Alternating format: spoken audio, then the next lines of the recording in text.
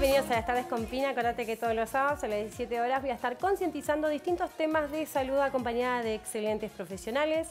Domingo se repite el programa a las 17 horas. Lunes y jueves, 16 a 18 horas, puedes escucharme por Radio LED FM. Nos vamos a un consejo profesional del doctor Tomás García Valcarce, médico ginecólogo oncólogo del Hospital Alemán, a ver qué nos dice.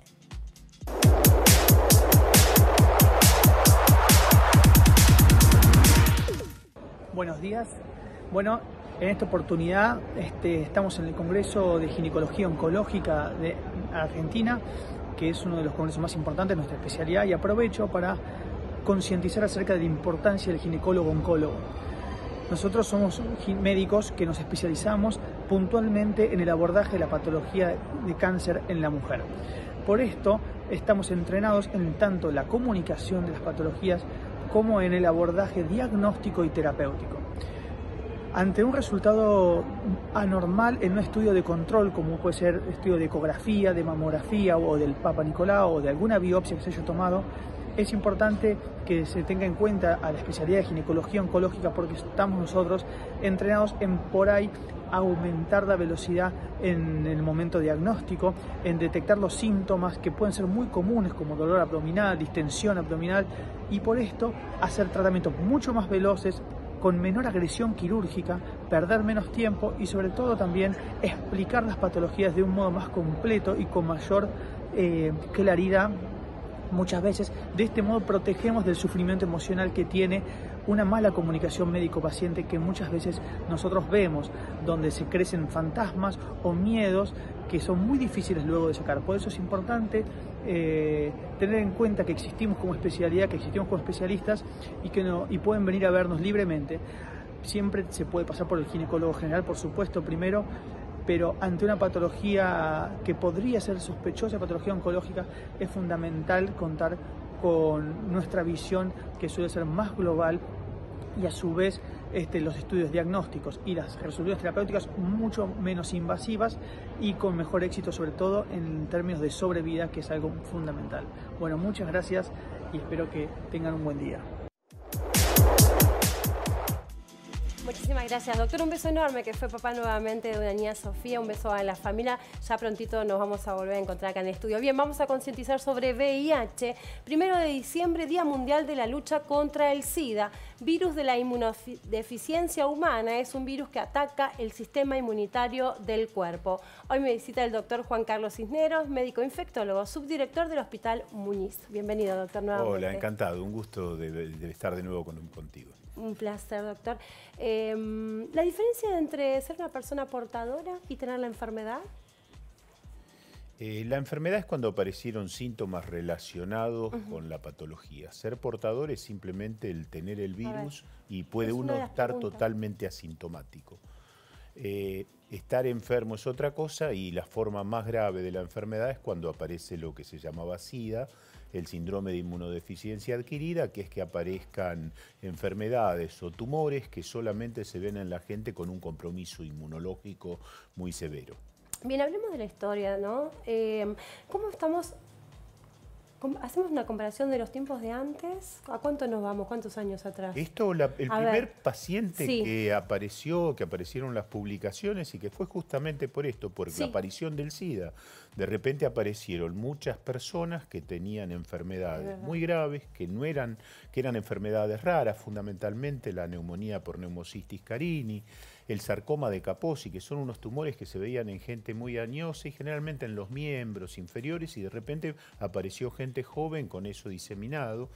Ese fue uno de los motivos por el que también se le llamó peste rosa, algunos por relacionarlo con la población gay, y otro por estas lesiones que son como tumores rosáceos que aparecen en la piel.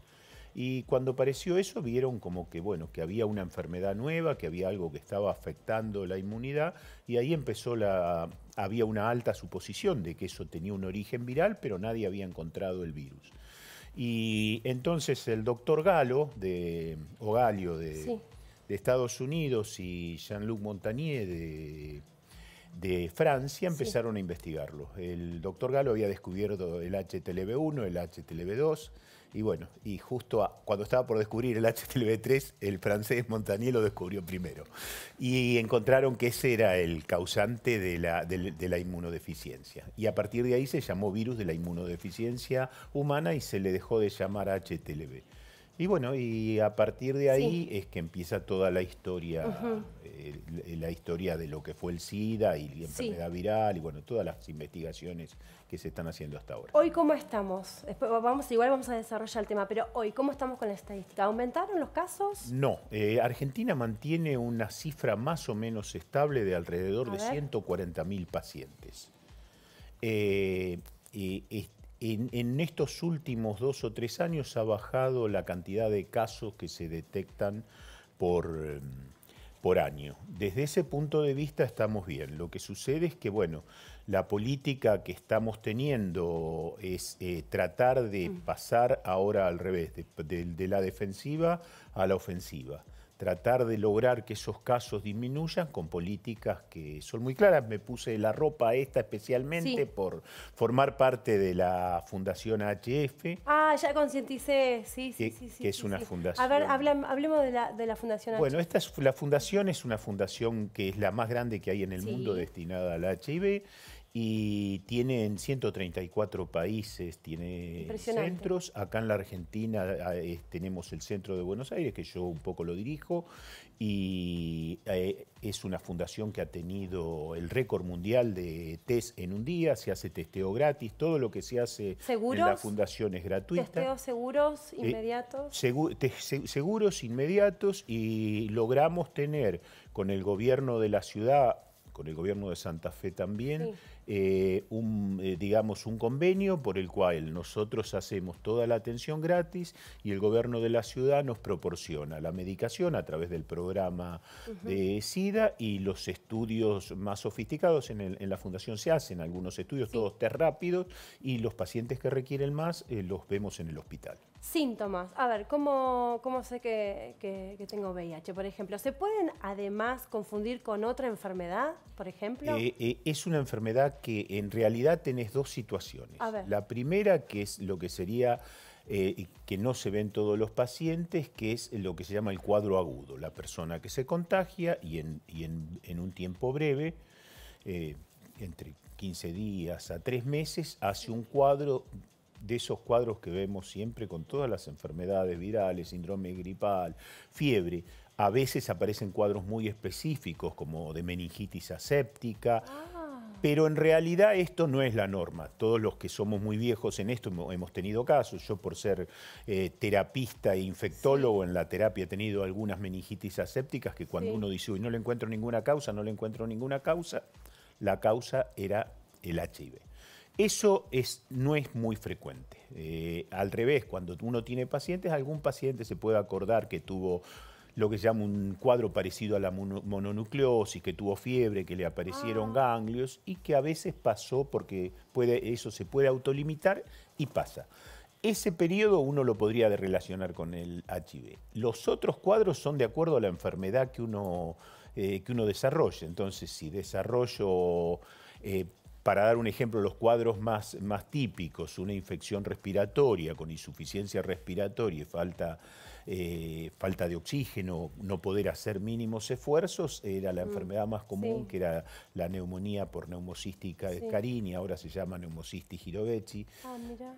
Fueron cambiando las taxonomías de acuerdo a todos los estudios genéticos, pero digamos sería un cuadro respiratorio. En el que tiene el sarcoma de Kaposi sería un cuadro tumoral, en el que hace una meningitis, ya sea por hongos o tuberculosa, sería un cuadro, otro cuadro. Por eso no hay un cuadro que lo defina. Lo más frecuente y muy relacionado con esta es la pérdida de peso muy intensa, la pérdida de inmunidad, la pérdida de fuerza, lo que llamaban el Wasting Syndrome, el síndrome de emanciación. Bien, hay algunos, por ejemplo, la piel, viste, se habla mucho también de algunas infecciones de piel, ¿no es cierto? Plurito, rash. En general, como dermatitis y eso no es tan frecuente.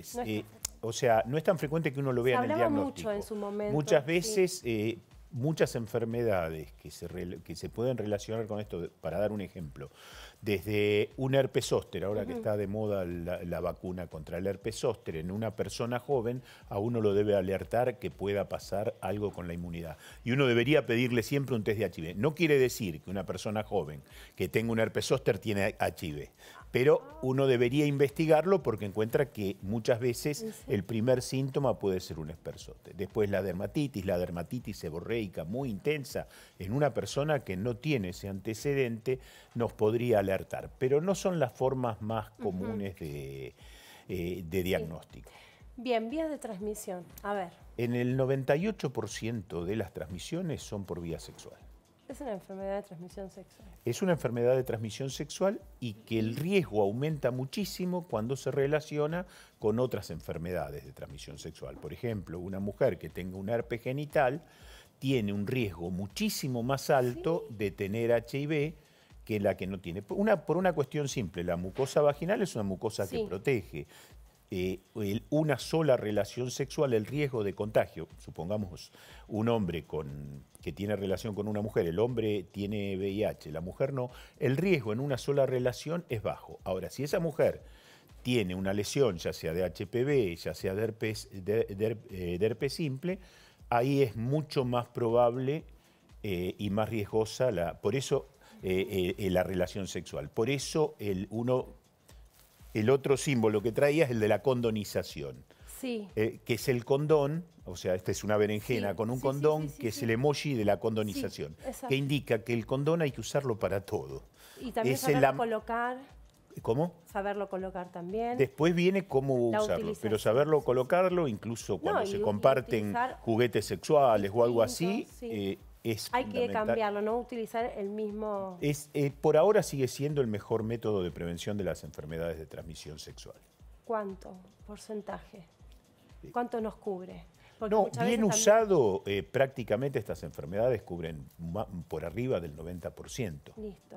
El tema, bueno, después viene cómo debe usarse. Bueno, claro, por supuesto. Bueno, vías de transmisión también sabemos, ¿no? Lo que es fluido. A ver, ¿puede uno, infectarse con, no sé, una transfusión de sangre, por ejemplo? Sí. En general, se puede infectar con una transfusión de sangre. ¿Qué antes hay era hoy más frecuente, cada vez es menos, Ah. porque cada vez está más controlado. Antes había un periodo, lo que llamábamos periodo de ventana prolongado en la sangre. Claro. Hoy con los test nuevos, ese periodo de ventana se ha cortado ¿Cuánto muchísimo. se tarda con el test nuevo? Y con el test nuevo, ya antes eran 3 meses, ahora son 15 días. Ah, rapidísimo. Entonces, con un buen interrogatorio a la persona que va a donar sangre, uno tiene un margen de seguridad muy alto. Bien, estaba pensando en esto de, bueno, a ver, tenemos VIH, empiezan los síntomas, ¿se aconseja algún tipo de tratamiento, por ejemplo? ¿Cuál? No. El tratamiento, compararlo lo que era antes a cómo hoy estamos en día, prácticamente la política es testear y tratar. Y tratar. O sea, por ejemplo, uno va a los consultorios de HF o al Hospital Muñiz, lo estamos haciendo en el Hospital Muñiz también, el test rápido para cualquiera que vaya. Y se hay algunas fundaciones también, en la Fundación Huésped también. Casa Manu.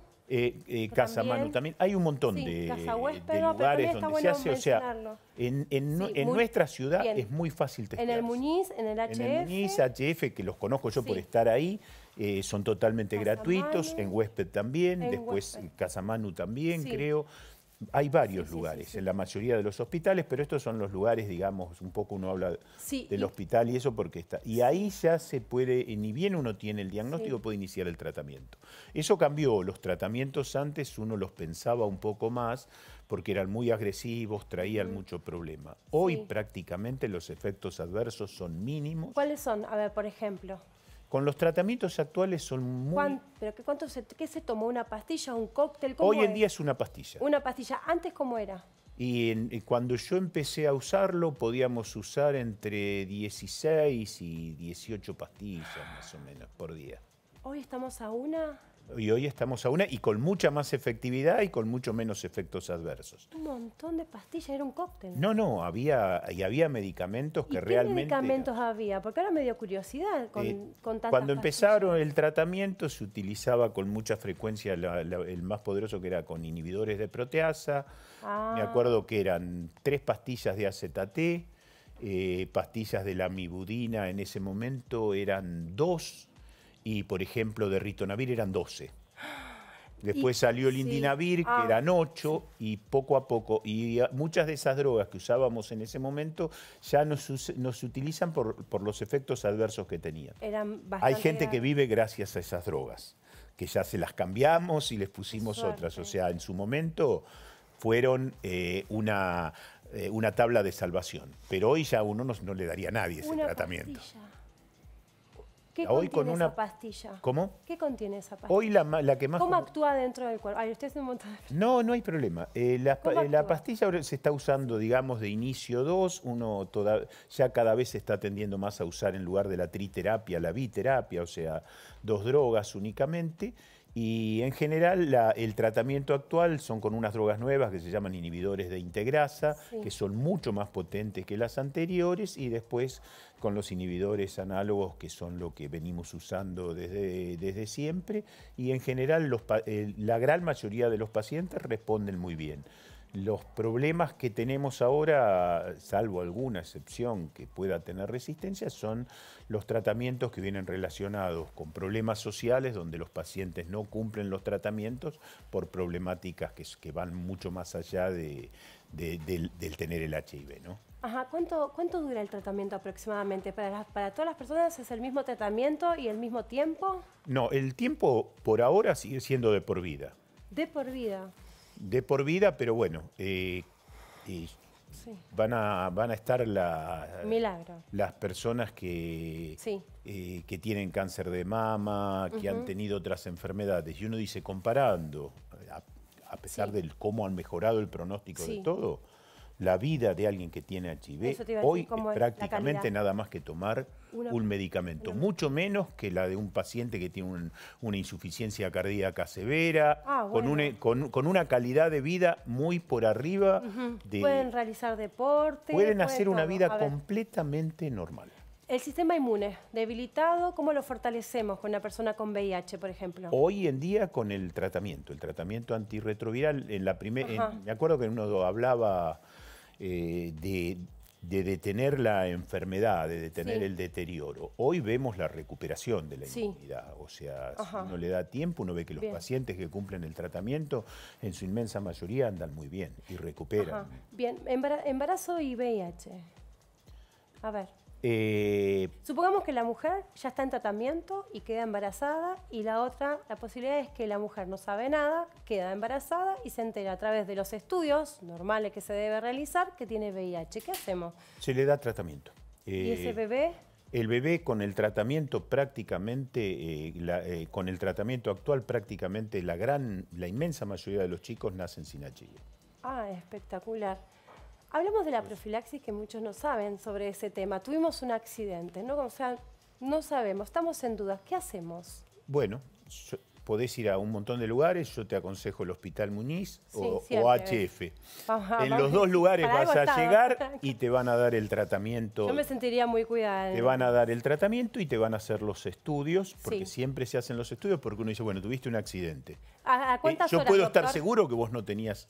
Cuanto más precoz sea... ¿Cuántas horas me da de chance? Pasó un accidente, tuvimos un accidente. Lo ideal es que se dé dentro de las 24 horas. Antes mejor. Después de los 3 días ya no tiene sentido. Si puede ser, se me rompió y tengo acá la pastilla y me la tomo, sería la situación. Pero esto es una pastilla de emergencia, vamos a hablar que no no se puede puede pasar que tengas ese accidente con alguien que tiene la patología y toma esta enfermedad.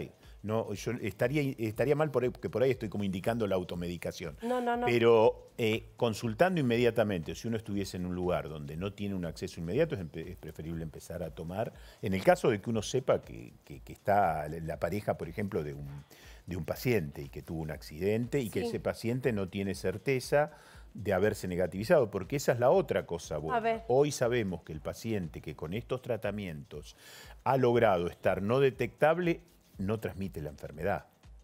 Entonces, ¿estamos seguros? Sí. Sí. Ante una duda uno puede hacer un tratamiento y corroborar que el paciente está negativo. Pero bien, ¿la profilaxis es una pastilla? ¿Durante cuánto tiempo se realiza? Esto lo hablamos con un profesional, por supuesto, vamos a definir. El tema de la profilaxis, preexposición, es un tema muy debatido y muy problemático. Sí. Nosotros lo damos, tanto en el Muñiz como en HF, pero si vos me dijeses a mí si tengo una convicción plena, salvo en situaciones muy puntuales, no estoy totalmente convencido. ¿Por qué? Por dos cosas que se han visto. Primero, en general suele haber mucha falla, porque vos si haces profilaxis tenés que tener un motivo. Ejemplo, soy trabajadora sexual. Sí. Bárbaro. Sos trabajadora sexual, estás expuesta a riesgo permanentemente. ¿Qué es lo que uno ha visto? Con la profilaxis, preexposición, en los lugares donde se ha hecho, ven una cantidad de abandonos muy grande y ven una gran aparición de otras enfermedades de transmisión sexual. Porque con la pastilla yo prevengo el HIV, pero no prevengo la gonocoxia, no prevengo el HPV, no prevengo la sífilis, por eso vemos que ha habido no prevengo la viruela símica. Vemos que ha habido un aumento muy, muy alto de infecciones de transmisión sexual en lugares donde se realiza esto. Entonces, bueno, estoy cuidando el VIH, pero yo como médico tengo que cuidar todas las enfermedades. Exactamente. Para cerrar la nota, ¿el paciente con VIH tiene una predisposición a tener otro tipo de infecciones y cuáles? El paciente con VIH que no está controlado, o sea, que no está haciendo el tratamiento, no está siendo efectivo, tiene predisposición de acuerdo al deterioro de la inmunidad. Cuando uno se infecta, supongamos que alguien se infecta hoy, no se entera, en un periodo que va entre 5 a 10 años, no es para todos iguales, hay gente que no le pasa nunca y hay alguien que le puede pasar antes, 5 o 10 años la inmunidad se deteriora a tal punto que gérmenes que habitualmente todos no nos generan patología, a ellos sí le pueden generar patología. Ajá. Y ahí es donde viene esa amplia gama de enfermedades, desde la tuberculosis, que se ven que hablamos la vez anterior, que es marcadora en este tipo. Neumonía. La neumonía por Pneumocystis carini, las infecciones micóticas. También. La mononucleosis no es que se infecten de mononucleosis. El virus, cuando te contagia, te puede dar un cuadro muy parecido al de la mononucleosis. Por eso alguien que viene con un cuadro de mononucleosis, yo le hago las pruebas de mononucleosis y me dan negativas, debería hacerle el HIV sin ninguna duda. Mira. Bien, cerramos la nota con algo. A ver, usted cierre la nota.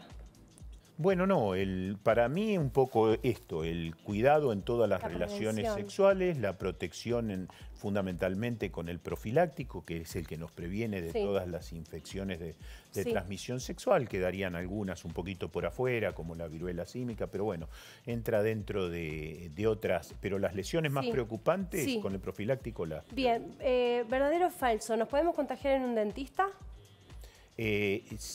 Sí, pero hoy en día, yo te comento, no veo situaciones en las que pase eso. Generalmente los dentistas, con el solo hecho de una limpieza profunda del material, ya está ahí. Y no creo que nadie agarre una pinza que usó con Y, por ejemplo, con un beso cerramos la nota. Y, por ejemplo, si besamos a una persona... Prácticamente no, salvo que uno tuviese lesiones salvo que tenga lesiones en la boca. Pero, sí, igual pero es un en general, riesgo, claro. Bueno, listo. Doctor, muchísimas gracias por su tiempo. Gracias, es un placer, doctor. Muchísimas gracias. Un detalle, lo merece. Bien, nos vamos a un corte y ya volvemos con más Las Tardes con Pi.